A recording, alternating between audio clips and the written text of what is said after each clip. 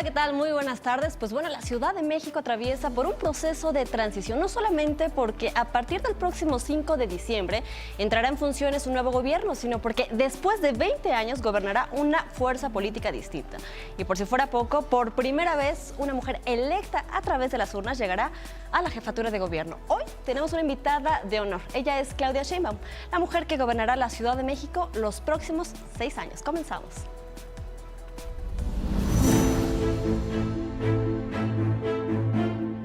Claudia Sheinbaum Pardo, de 56 años, es la primera mujer electa como jefa de gobierno en la Ciudad de México. Estudió en la Facultad de Ciencias de la Universidad Nacional Autónoma de México, la UNAM. Formó parte del Consejo Estudiantil Universitario, órgano creado en 1986 con el objetivo de evitar la privatización de esta institución. Este movimiento fue encabezado por grandes líderes de izquierda como Cuauhtémoc Cárdenas, Porfirio Muñoz Ledo y Andrés Manuel López Obrador, de ahí que surgiera la relación con el tabasqueño. Sheinbaum es licenciada en física, maestra en ingeniería energética y en 1995 viajó a California para realizar investigaciones en el Laboratorio Nacional Lawrence Berkeley para convertirse en doctora en ingeniería ambiental, todas por la UNAM. Fue secretaria del Medio Ambiente de la Ciudad de México durante la administración de Andrés Manuel López Obrador como jefe de gobierno. Desde entonces, su relación con el tabasqueño es prácticamente inquebrantable, pues en 2006 renunció al cargo para convertirse en vocera de López Obrador, quien buscaba por primera vez la presidencia de México por el PRD. En 2015, Sheinbaum logró convertirse en delegada de Tlalpan a través de Morena. Claudia Sheinbaum ha escrito 2 libros en temas de energía, medio ambiente y desarrollo sustentables denominado Problemática Ambiental de la Ciudad de México y Consumo de Energía y Emisiones de CO2 del Autotransporte en México. También cuenta con más de 100 publicaciones internacionales especializadas. Fue miembro del Panel Intergubernamental de Cambio Climático, que en 2007 obtuvo el Premio Nobel de la Paz. También es miembro del Sistema Nacional de Investigadores y de la Academia Mexicana de Ciencias. Ha sido asesora de la Comisión Federal de Electricidad en la Gerencia de Estudios Económicos y de la Comisión Nacional para el Ahorro de Energía, consultora de Banco Mundial y del Programa de Naciones Unidas para el Desarrollo y miembro de la Comisión para Políticas del Desarrollo de Naciones Unidas. Excelsior Televisión.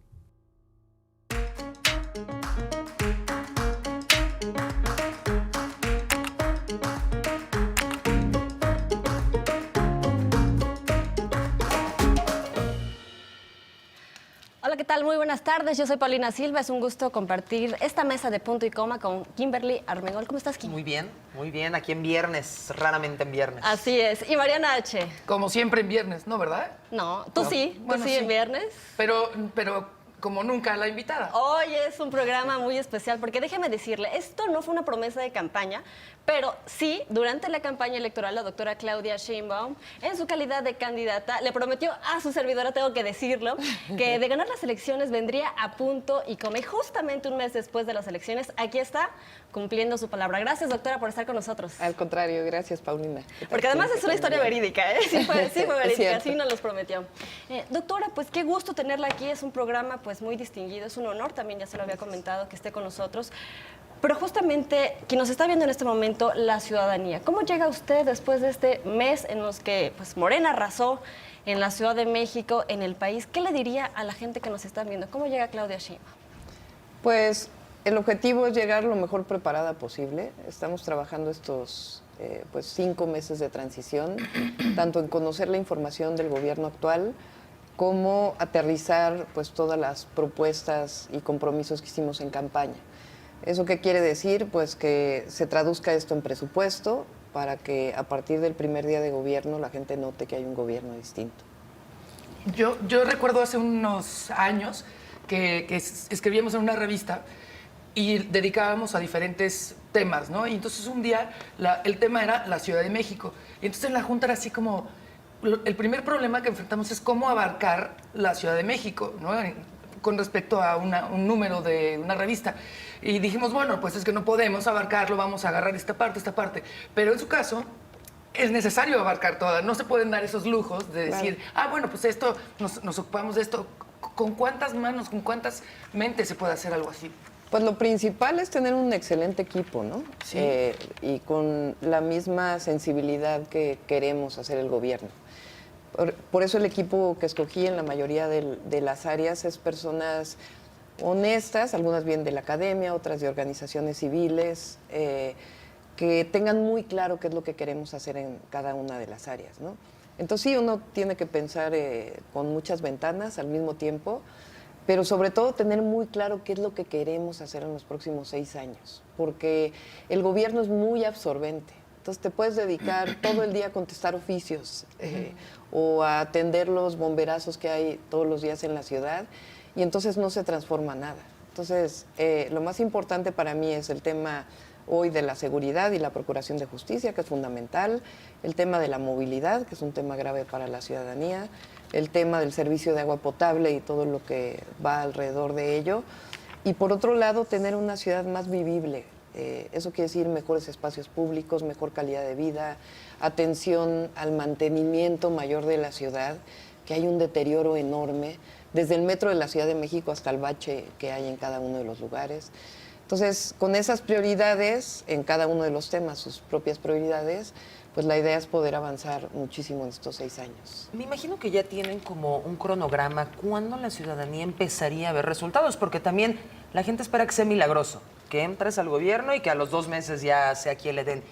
¿Cómo cuándo empezaríamos a ver estos cambios? Hay una primera parte que yo en campaña le llamaba los abusos del actual gobierno de la ciudad, que tiene que ver con la manera en que se aplican las fotomultas, las propias fotomultas, el tema de las grúas, el tema de la policía de la Ciudad de México, que atiende unas cosas y otras cosas más bien parece que abusa de los ciudadanos.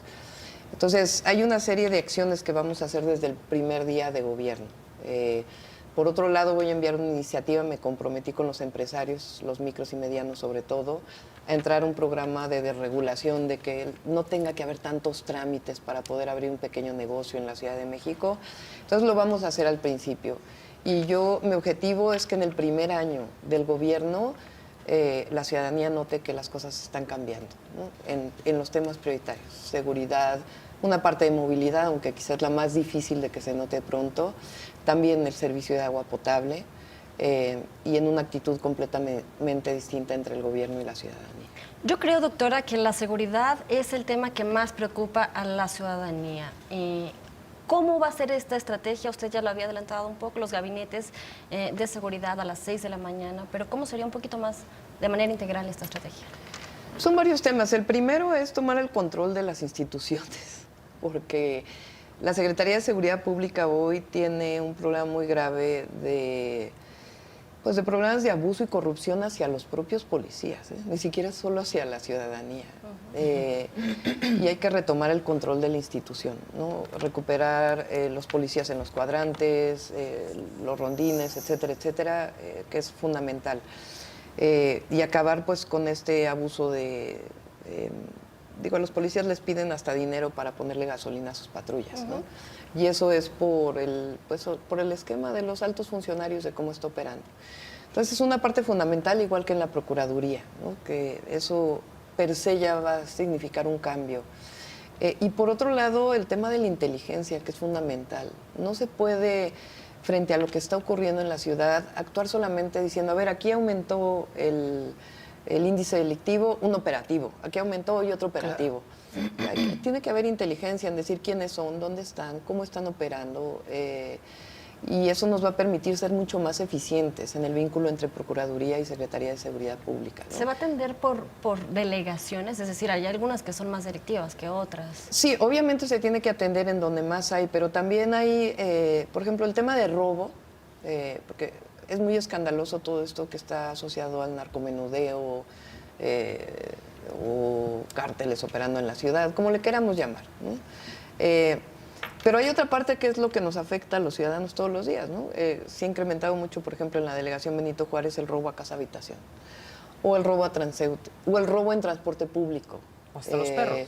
Exactamente. Ya están los perros, Entonces, el robo hay que atenderlo de una manera específica en el transporte público, en ciertas colonias en donde se ha incrementado. Y repito, tiene que haber inteligencia para poder determinar cómo le haces, ¿no? No solo es más policías en cada calle, sino saber quién opera, cómo opera y hacer una estrategia combinada, ¿no? Con la Procuraduría. Y creo que ahí, porque los ciudadanos siempre, y está bien, pedimos, ¿no? Pedimos, pero también se nos puede pedir a nosotros, y bueno, lo hemos hablado aquí, la denuncia ciudadana. Que la gente que está viendo eso, porque no puede una sola persona ni un solo delegado, ¿no? Que la gente que está viendo, que aquí están robando, en lugar de, ahí vienen los rateros, nos vamos a la casa, no, a ver. Y a veces, la verdad es que los ciudadanos que queremos denunciar, luego es un rollo también, y luego también la gente tiene miedo porque hay represalias, pero creo que uno de los mayores... digamos, de las grandes ventajas que tiene el gobierno de la ciudad son los buenos ciudadanos, entonces hacer uso de ellos, ¿no? Claro, y la comunicación entre ciudadanía y policía. Sí. Mi objetivo es crear comisiones de seguridad ciudadana por cuadrante de la ciudad, y en particular en algunas zonas puede ser hasta menor. ¿Eso qué quiere decir? Una comisión que se comunique con su policía, que le corresponde, y que haya comunicación permanente. De esa manera, la ciudadanía va a saber si está funcionando o no está funcionando y puede comunicar si funciona o no su policía.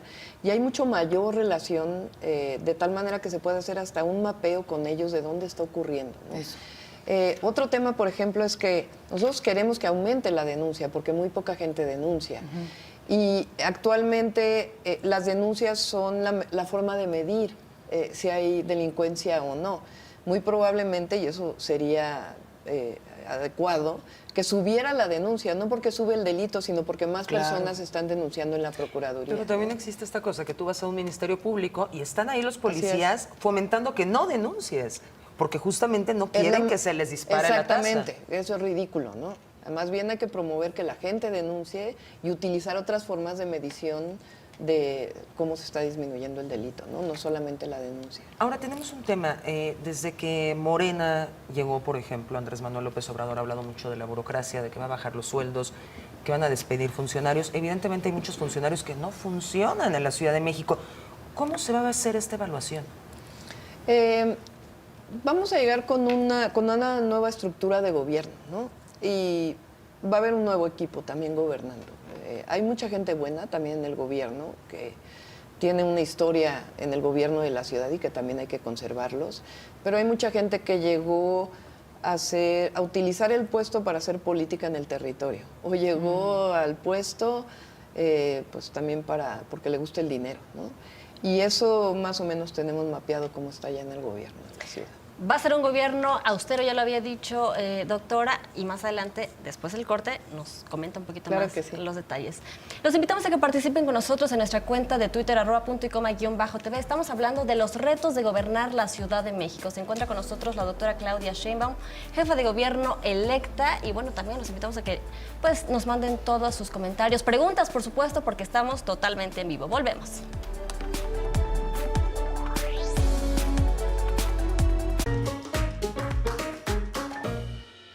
Estamos de regreso en este punto y coma especial con Claudia Sheinbaum. Hay muchísimos temas, por supuesto, de la Ciudad de México. Ustedes escríbanos en Twitter para saber qué es lo que quiere que le preguntemos a la jefa de gobierno. Y bueno, Claudia, nos habíamos quedado con el tema de la burocracia, que ustedes ya tienen un mapeo para ver qué funciona, qué no funciona. Con esta evaluación, ¿va a reducir la cartera Sí, sobre todo burocrática? vamos a reducir los espacios en la estructura de gobierno, ¿no? Nada más con decirles, en jefatura de gobierno hay una cantidad de direcciones generales impresionantes, Obscena, casi sí. más que en las secretarías. Entonces, es un gobierno que se vuelve poco funcional, ¿no? Entonces, en la jefatura de gobierno, o sea, en el área de jefatura, por lo menos, voy a recortar el 50%, ¿no? Porque además Los queremos medios. crear nuevas áreas que con las nuevas proyectos que tenemos, que no le vamos a cargar más el peso del gobierno a la ciudadanía, ¿no? Entonces, va a haber una reestructuración completa de todo el gobierno. ¿Usted se va a bajar el sueldo, doctora?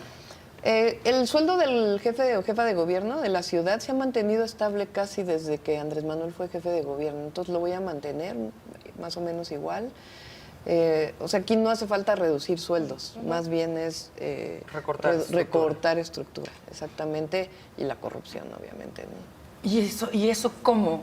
Es eso como la pregunta del millón, ¿cómo la corrupción? Y que nos están preguntando en Twitter, ¿eh? La Ajá. corrupción es el tema ahorita. Son varias maneras, ¿no? Lo primero es funcionarios honestos, o sea, de probada honestidad, porque también puedes tener un montón de normas, etcétera, pero llega un funcionario corrupto y pues va a encontrar la manera de buscarle, ¿Cómo lo van ¿no? a prevenir? ¿Controles de control Pues por lo y pronto, confianza? sí, o- estar vigilantes, ¿no? Yo también voy a centralizar, ya existe en la ciudad, pero todavía más una parte importante de las compras del gobierno, en la Oficialía Mayor de la Secretaría de Finanzas.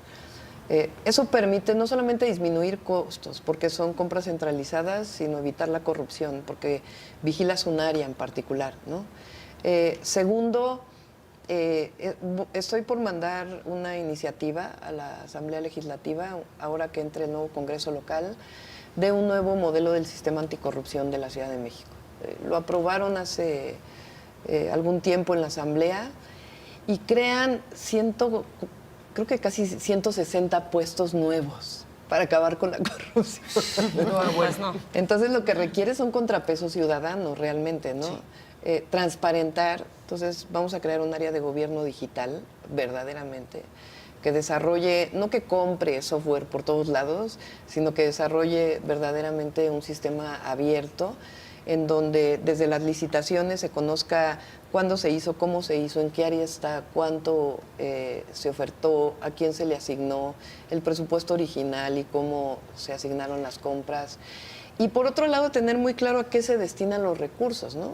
Si uno sabe que comprar autobuses en la red de transporte de pasajeros cuesta, por decir, algún $1,500,000 cada autobús, cuesta eso, no cuesta más. Entonces, la asignación del recurso son tantos autobuses y tanto recurso. Se acabó. Y en todo caso te puedes ir hacia abajo, no te puedes ir hacia arriba, ¿no? Entonces, esa es la manera de acabar con la corrupción. Y las otras áreas, en la medida que más trámites se hagan de manera digital, pues menos mordidas se van a pedir en las ventanillas del gobierno de la ciudad. Es que eso, la corrupción permea no nada más desde las altas esferas, sino hasta el policía que te pide el moche, los funcionarios para crear o para hacer un permiso, para que te den un permiso, para hacer un trámite. ¿Cuáles van a ser estos candados, doctora? Esencialmente no se hace el 6 de diciembre, ¿verdad? Pero sí nosotros en el primer año de gobierno queremos hacer una simplificación administrativa muy importante que permita que la mayoría de los trámites se hagan por internet. Habrá otras personas que no tienen acceso a la computadora o al móvil y lo tengan que hacer de manera personal, pero generando transparencias distintas, ¿no? Los programas sociales, por ejemplo, estas tarjetas para las personas de la tercera edad, para personas discapacitadas, ¿esto continúa, se incrementa, se va a estudiar? Estamos revisando todos los programas sociales. Obviamente estamos privilegiando los universales, ¿no? La pensión de adultos mayores, al contrario, hay que darle más recursos, porque hay personas que ya cumplieron 68 años, ya tienen 71 y todavía no les llega su pensión, ¿no? Y eso está por ley y hay que otorgarla universal, entonces hay que otorgarle recursos. Pero hay, por ejemplo, programas en el gobierno, tanto en el DIF como en la Secretaría de Desarrollo Social, que es repartir despensas. Y eso nosotros no creemos que eso está más asociado a la compra del voto que a un programa de alimentación. Entonces eso va a desaparecer. Muy bien. Pregunta polémica. Sí. Las marchas. Ajá. Yo estoy de acuerdo, porque históricamente estoy de acuerdo con que la gente tiene el derecho a manifestarse, que los cambios muchas veces se logran a partir de eso, ¿no? De manifestarse en la calle, que la gente está enojada, con muchos argumentos, con mucha razón. Pero yo he dicho también aquí en el programa muchas veces, esta ciudad, con esta contaminación, con este problema de tráfico, con este problema de enojo en la vía pública por parte de peatones, de ciclistas, de automovilistas, que ahora parece que los automovilistas son satán, ¿no? Pero no, pues tienen derecho también, si pueden comprar su coche, tener su coche. Y luego hay de todo. Nosotros trabajamos mucho tiempo en Bucareli, ¿no? En donde está el Excelsior. ¿Y qué tal era así de...? Un infierno, ¿Qué pasó? ¿Qué pasó? ¿Vienen? ¿No vienen? Sí, córrele, ya cerraron. ¿Quiénes son los encuerados? Los Reyes Magos, las encueradas. Había a veces unas manifestaciones enormes. De a días. veces de días. De días, cerrado días. Y a veces 3 personas, ¿no? Entonces, ¿qué se hace con eso? Para que, digamos, en la ciudad hay más marchas que días al año. Yo no creo en la regulación de las marchas, ¿no? Más bien creo en la atención a las personas. Ok. O sea, la manera de reducir las manifestaciones sociales es atendiendo Resolviendo. las demandas. Entonces, si una colonia no tiene agua, reporta durante 2 días que no tiene agua y nadie los pela, pues entonces salen a la calle y toman la calle para que haya agua. Y funciona porque tomaron la calle y a las 2 horas hay agua en su colonia, ¿no? ¿Cómo evitar que tomen la calle? Pues atendiendo la demanda ciudadana, ¿no? Claro. Entonces, yo estoy convencida que con una buena área de concertación ciudadana y de atención a la ciudadanía, se van a reducir de manera muy importante las manifestaciones, ¿no? A eso es a lo que yo le apuesto. Claro. Hay cosas, digamos, si hay una manifestación que dice vivos se los llevaron, vivos los queremos, pues es difícil. O sea, eso ya es Claro, un poquito más es- complejo, ¿no? Ahora, confío en que con Andrés Manuel en la presidencia también sea un tema de que se están atendiendo, ¿no? Porque, ¿por qué se toma la calle? Pues porque no hay respuesta del gobierno. En la medida que atiendes, pues entonces disminuye el conflicto, ¿no? Entonces, a eso es a lo que le apostamos. La descentralización de la ciudad va a ayudar mucho. Sí. Porque muchas organizaciones que vienen de otros estados de la República a manifestarse en la Ciudad de México, si se descentraliza, no porque le vayamos a pasar las marchas a otras ciudades de la República, sino más bien porque la contrapeso. descentralización va a generar mejores esquemas de comunicación. Mejor movilidad también, Mejor, menos autos exacto. en la Ciudad de Pero México. también desde el gobierno federal, por lo que conozco, la idea de la descentralización es también ampliar el número de trámites digitales y una mejor atención a la ciudadanía. Entonces ahí se va a reducir el conflicto, ¿no? Ese es el tema. ¿Tú querías, Pau? Bueno, es que hay tantos temas, Sí, no, pero no, bueno. no. Doctora, en temas justo de movilidad, ya estábamos hablando, estamos entrando un poquito en el tema. Usted ha propuesto los cablebús, al menos 4 o 5 en la Ciudad de México, en zonas altas, en Álvaro Obregón, Picacho, Ajusco. ¿Son viables, doctora? Sí, son viables. Estamos ya trabajando digamos, en el anteproyecto, inclusive en algunos casos yo quiero ver si se puede avanzar en el propio proyecto ejecutivo. Mucho de esto requiere recursos, ¿no? Pero hay mucha gente que de manera voluntaria nos está ayudando. Entonces estamos analizando cablebús con fortalecimiento del transporte en las vías primarias, la regulación del transporte, que ese es un tema fundamental en la ciudad, el ¿Qué va a transporte pasar concesionado. y además los mototaxis, los También hay que visitaxis? entrarle al tema, pues es que lo que no puede ser es que hay muchos temas de la informalidad en la ciudad, en donde el gobierno dice, pues como es informal, no lo atiendo, ¿no? O no lo toco para no que lo no se toco quejen. porque Ajá. tú cierras los ojos frente a problemas que hay y no se puede hacer eso. Más bien, yo prefiero regular, es decir, a ver, existen los mototaxis. ¿Por qué existen los mototaxis? Porque resuelven un problema a la ciudadanía, ¿no? Entonces, claro que los mototaxis también en muchos lugares están asociados al crimen, entonces tienes que trabajar junto con la Procuraduría para que no sean choferes que tienen un antecedente penal o son buscados por la Procuraduría en una carpeta de investigación. Pero hay que entrarle al tema de la regulación y promocionar. Yo estoy haciendo un llamado a través de las embajadas. Inclusive le pedí ayuda al próximo secretario de Relaciones Exteriores, a Marcelo Ebrard. Yo quisiera que en octubre tuviéramos una reunión con las principales empresas productoras de vehículos en el mundo. El objetivo es que la Ciudad de México sea una ciudad innovadora en la movilidad. No puede ser que el autobús que compramos de RTP o de los concesionarios sea el mismo autobús que funciona en Suecia o en Holanda o en Dinamarca. Aquí las calles son más pequeñas. Los pueblos de la Ciudad de México, de la periferia, están llenos de tráfico porque los autobuses que pusieron en esos lugares no caben en las calles. Entonces tenemos que diseñar vehículos particulares para la ciudad, no solo particulares, sino también de transporte público para la ciudad, que sean poco contaminantes, que sean híbridos, que... Entonces, un llamado a que desde el gobierno de la ciudad, el gobierno federal y las grandes armadoras de vehículos a nivel mundial, es un llamado a que les digamos, a ver, el objetivo es que en tanto tiempo todos los vehículos de la ciudad sean híbridos o eléctricos. ¿Qué tenemos que hacer? ¿Qué diseño tenemos que tener? No pueden ser vehículos que cuesten 500,000 pesos, porque entonces no son accesibles.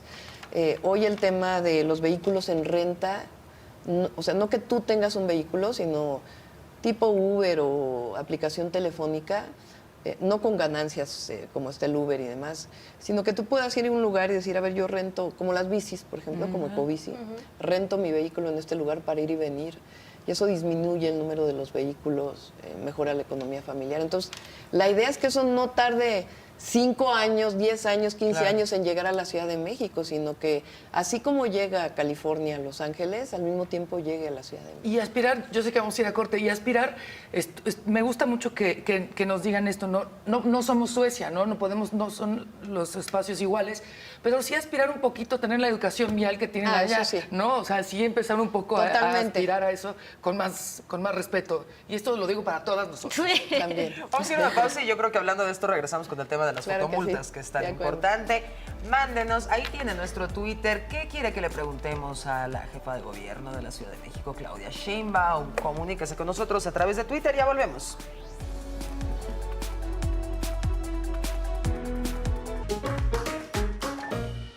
Seguimos con la doctora Claudia Sheinbaum preguntando muchísimas cosas, y ahorita que es justo la mitad del programa tenemos muchas otras dudas.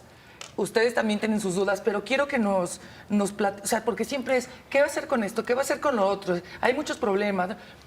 ¿Nos podría decir, digamos, como los grandes aciertos de la ciudad actualmente? Es decir, por ejemplo, el alcoholímetro a mí me parece... Es buenísimo. Imagínense que nosotras, cuando éramos adolescentes y entreábamos, hubiéramos tenido Yo todavía eso. entreo. ¡Ay, te calmas, joven! Y dije Chavorruca. adolescentes, no jóvenes.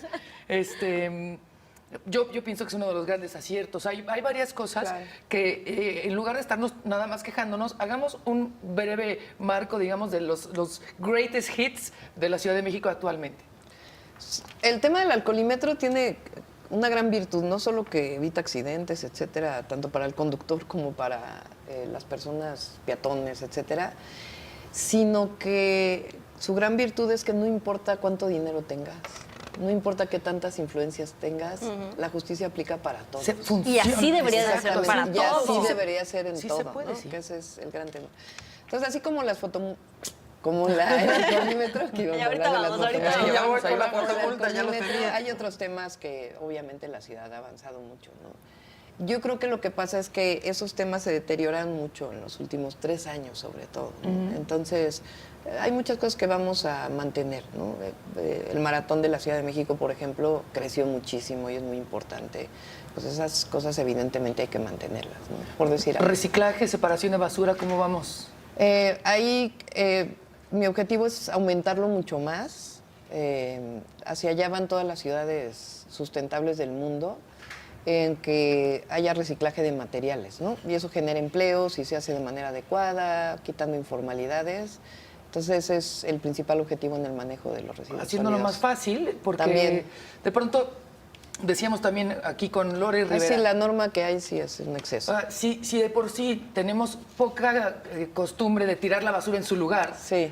bueno, ahora un avance en uno y otro en otro, y ahora en 4, o sea, eso es muy complicado. Sí, yo creo Entonces, que es excesivo. un poquito más, Sí, sobre todo hay que dividir entre reciclable y no reciclable.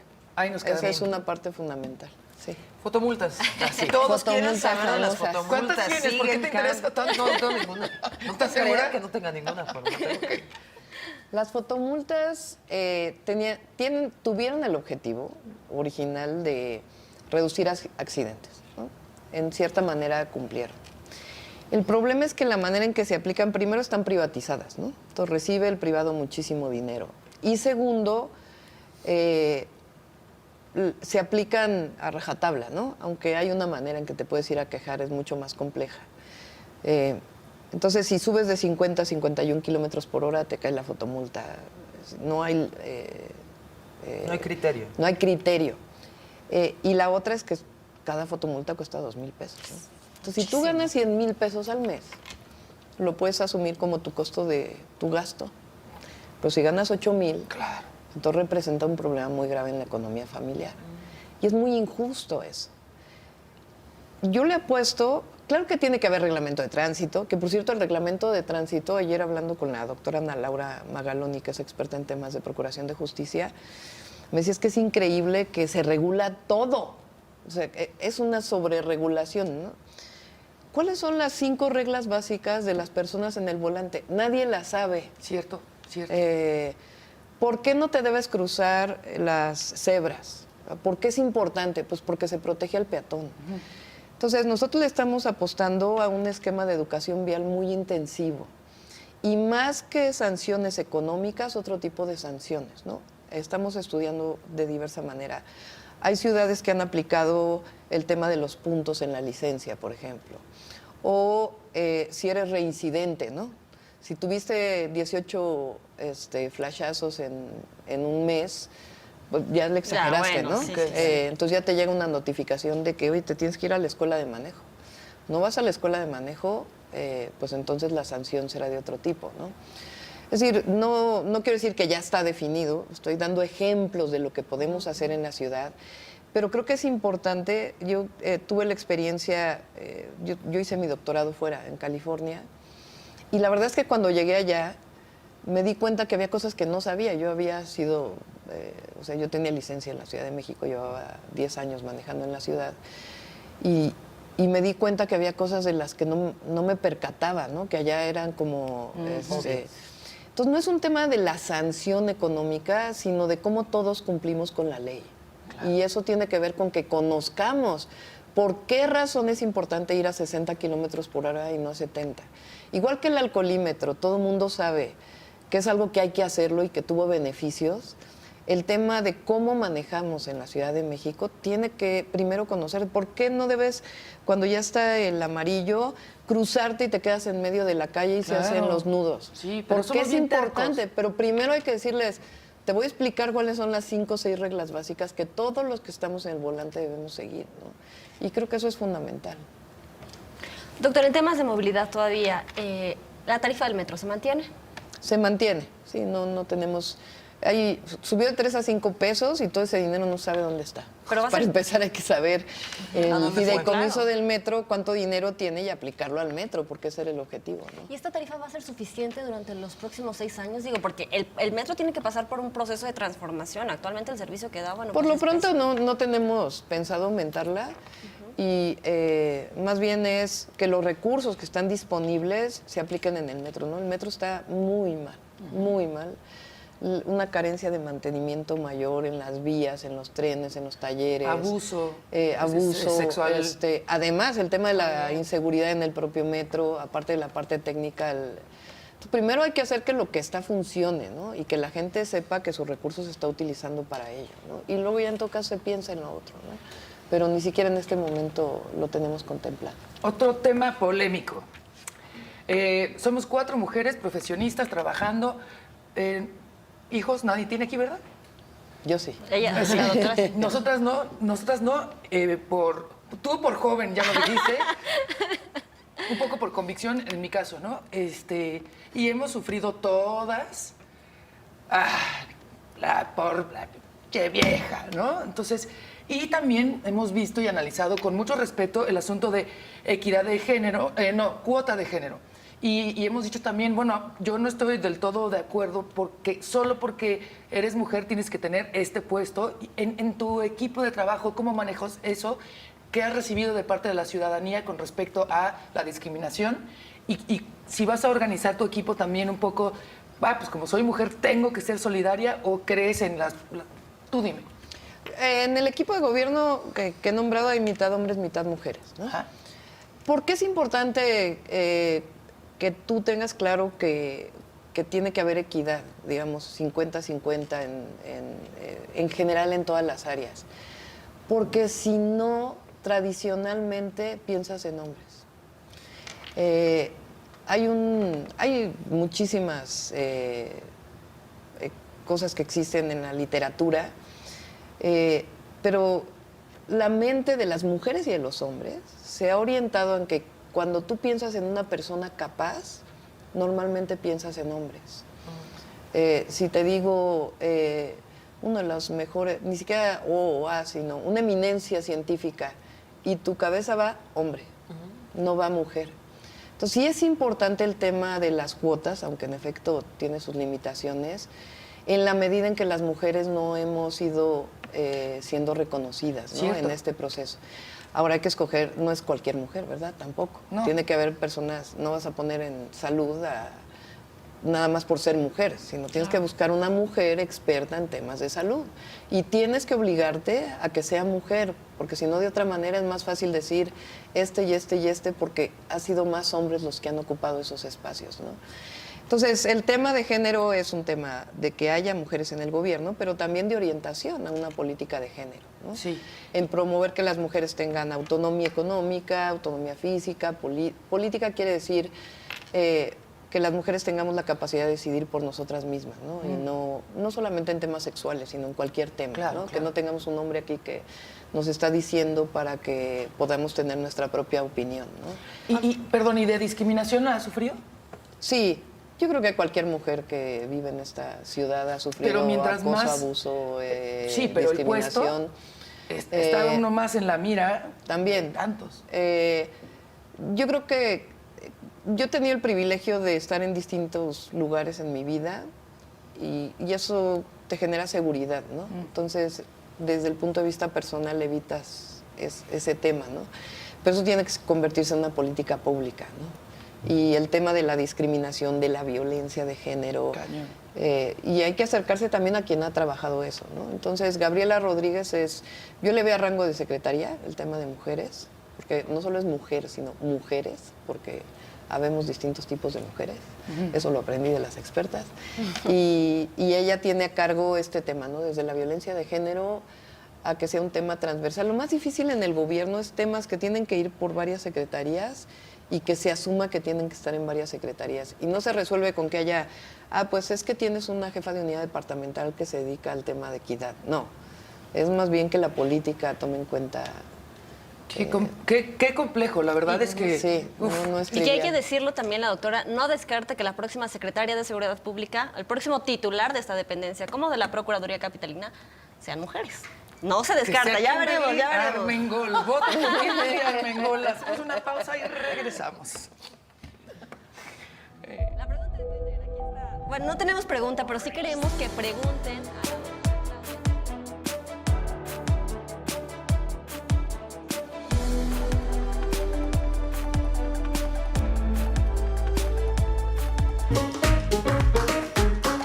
Estamos de vuelta en Punto y Coma con la doctora Claudia Sheinbaum, pues jefa de gobierno electa de esta gran ciudad de México, tan compleja también. Y otro de los temas que la gente nos está preguntando a través de redes sociales, doctora, es el tema del agua. Hay muchas delegaciones en donde ni siquiera en toda su vida de los habitantes, por ejemplo en Iztapalapa alguna vez vimos este caso, nunca han visto esto de abrir la llave y recibir agua. ¿Qué va a pasar con esto? O abren la llave y sale el agua de mala calidad. Sale el lodo. Sí, sí, sí. Exacto. Quizás de los temas, yo creo que movilidad y agua son de los temas más complicados en la ciudad, ¿no?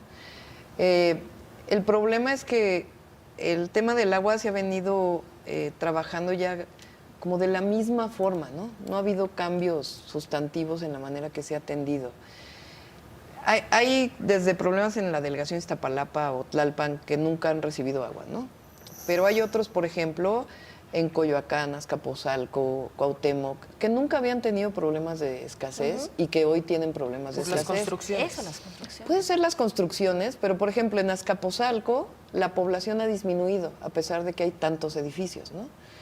Es decir, si tomas el censo de 2005 y el conteo del 2015 hay una reducción en la población y antes no había problemas de agua y ahora sí, ¿no? Y yo creo que es una falta de capacidad y capacidad de análisis de lo que está pasando para poderlo resolver, ¿no? Entonces, vamos a fortalecer el sistema de aguas en las distintas áreas, vamos a darle más recursos y estamos trabajando con el Instituto de Ingeniería de la UNAM para tener un esquema claro de cómo atender el grave problema de las fugas, porque es lo primero que hay que entrar. Ay, sí, qué coraje No da solo aparte. de ver cómo se está tirando el agua, sino de que ahí se ve el 40% del agua de la ciudad, ¿no? Entonces, venimos diciendo lo mismo hace 30 años y no puede Nadie ha ser hecho que nada. en 6 años volvamos a decir exactamente lo mismo, ¿no? Un tema completamente diferente a lo que estamos hablando.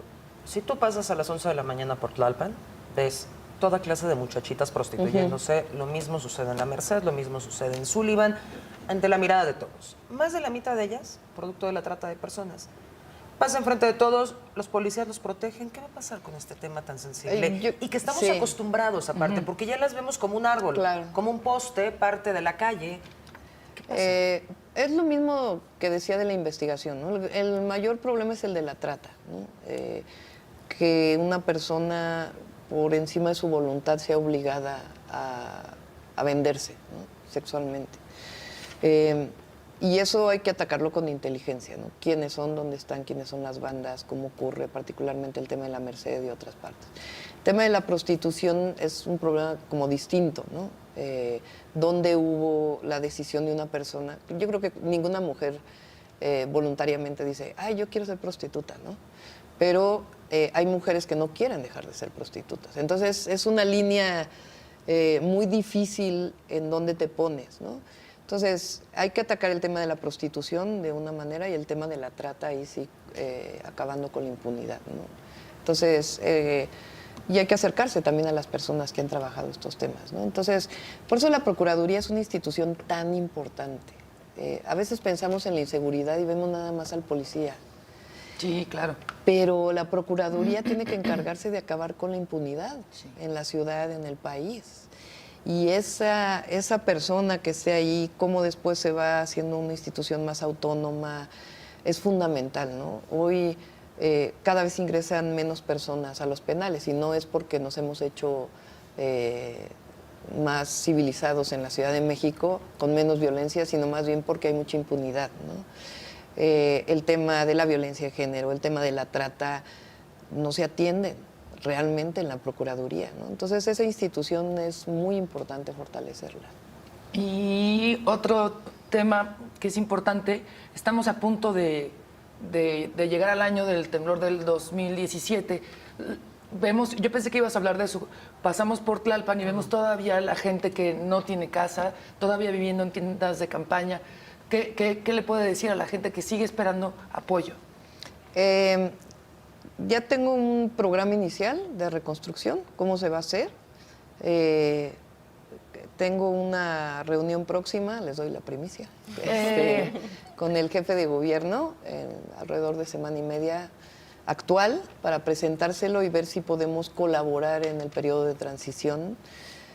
No hay censo de damnificados, estamos empezando por eso. No se sabe cuál es el nombre del damnificado, en qué lugar vive, no está georreferenciado, qué tipo de daño tuvo en su vivienda. No se han acabado por lo mismo los dictámenes técnicos, porque hay mucha diversidad de cómo fue afectada la gente y no hay, desde mi punto de vista, un programa claro de cómo apoyarlos para que vuelvan a tener su vivienda, ¿no? Entonces, cuando yo fui jefa delegacional de Tlalpan, ahí hicimos un programa. Todos los damnificados saben cómo los va a apoyar el gobierno. En algunos casos ya fueron apoyados, hay edificios demolidos que saben perfectamente cómo los apoyó la delegación con recurso público a través de la organización de ellos mismos, porque hay que promover la organización sobre todo en los edificios. Tú no puedes reconstruir un edificio si no se ponen de acuerdo todos los inquilinos que son dueños de los departamentos. Sí, claro. Entonces, ya tenemos más o menos el programa, quiero hablar con el jefe de gobierno y entre casi la última semana de agosto me voy personalmente a ver a los damnificados de la Benito Juárez, de Cuauhtémoc, de Iztapalapa, de Tláhuac, de Xochimilco, para ver si el programa realmente está sustentado en lo que ocurrió, de tal manera que el 5 de diciembre la gente sepa perfectamente, pues el censo lo quiero hacer antes de entrar. Ok, sí, pues es que ya están chambeando un montón. Y tengo una reunión con el Colegio de Ingenieros Civiles para que nos apoyen. Y entonces el 5 de diciembre que la gente ya sepa que está censada y que sepa claramente cuál es el programa de reconstrucción. Doctora Mancera en su momento dijo que la reconstrucción iba a durar hasta 7 años. No lo ¿Usted creo. qué opina? No lo creo. Una parte tiene que resolverse en un año. Hay otra parte un poco más compleja porque hay zonas de la ciudad de alto riesgo donde viven las personas que hay que reubicarlas y platicar con ellos. ¿Sería la mitad? Eso se lleva más. No me atrevería a decir cuánto Ok. exactamente, ¿no? Pero de que En el 2019 va a haber una atención completamente distinta, Muy bien. se va a notar. Pues con esta respuesta nos vamos a un corte, no se vaya, seguimos aquí con la jefa de gobierno electa Claudia Sheinbaum y por supuesto a través de la cuenta de Twitter @puntoycoma_tv estamos recibiendo todas sus preguntas y comentarios. Volvemos.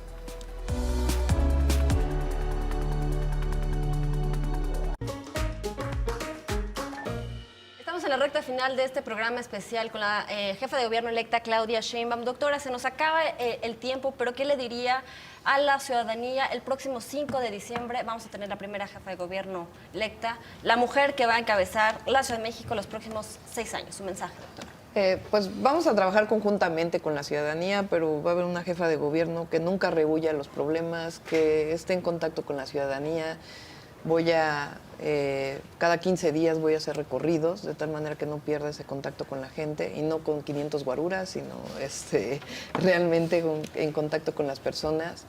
Y vamos a atender los graves problemas de la ciudad. No, se va a notar. Sí, y también pues pedirles a todos que nos apoyemos, como decía en un principio, no, una sola persona, mujer, hombre, superhéroe no puede, ¿no? Sí. Entonces yo creo que si empezamos a ver resultados, nos vamos necesariamente a comprometer y hacerlo de buen gusto, con todo el gusto, porque nos conviene a todos, ¿no? A final de cuentas. Entonces, sí echar mano de la ciudadanía, porque yo sí creo que hay mucha gente más entregada a hacer cosas buenas que no. Entonces, si no somos nosotros... Esta ciudad es muy solidaria y lo vimos el 19 de septiembre. El asunto es cómo hacemos que esa solidaridad que se genera en las tragedias ocurre en la vida cotidiana. Pues muchas gracias, Kim. Gracias, Carolina, por esta entrevista. No, gracias a la doctora por su ustedes, tiempo, que nos regaló casi 2 horas aquí en Ciudad de México. Gracias, doctora. Gracias. Mucho éxito en la siguiente encomienda. Gracias. Gracias a usted por vernos. Nos vemos el próximo lunes en Punto y Coma. Los dejamos con titulares de la tarde.